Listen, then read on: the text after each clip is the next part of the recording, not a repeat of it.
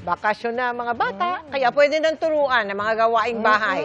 Pero level up ang pagtulong ng isang batang taga Laguna na nag-develop ng ilang gadget tulad ng pantiklop ng damit at pangsampay. Meron ding innovation para hindi aksaya sa kuryente. Lalo ngayong mahal ang bilihin. Kilalanin siya sa pagtutok ni Mark Salazar.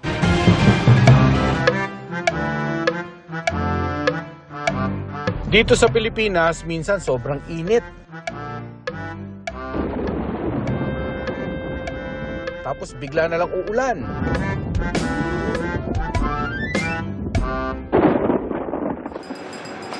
Kaya ang paglalaba at pagsasampay, pahirapan.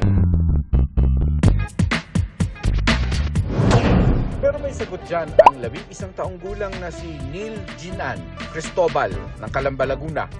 Sampayang high-tech dahil kayang malaman kung umuulan na. May sensor.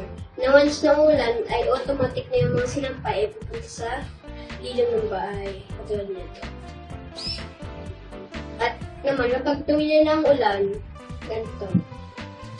Babalik ulit siya.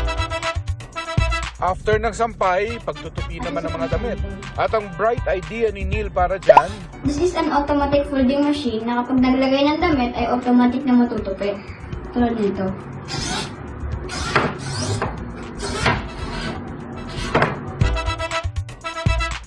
pero wait, there's more. Isang energy-saving fan na sakto para tipid ngayong tag-init. Kapag may tao na pumunta sa loob ng kwarto, madedetect siya ng sensor at automatic na mag-on yung fan.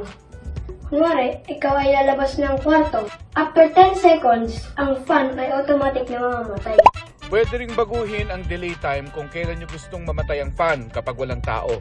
Ilan lang yan sa mga innovation ni Neil na agaw atensyon na rin sa social media at meron ng million views.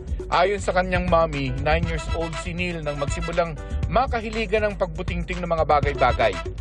Mukhang nakuha niya raw yan sa kanyang daddy na mahilig din daw sa mga motor. Ang ating little innovator pangarap daw maging engineer in the future. Mark Salazar, nakatutok, 24 oras. Galing naman niya, Wow.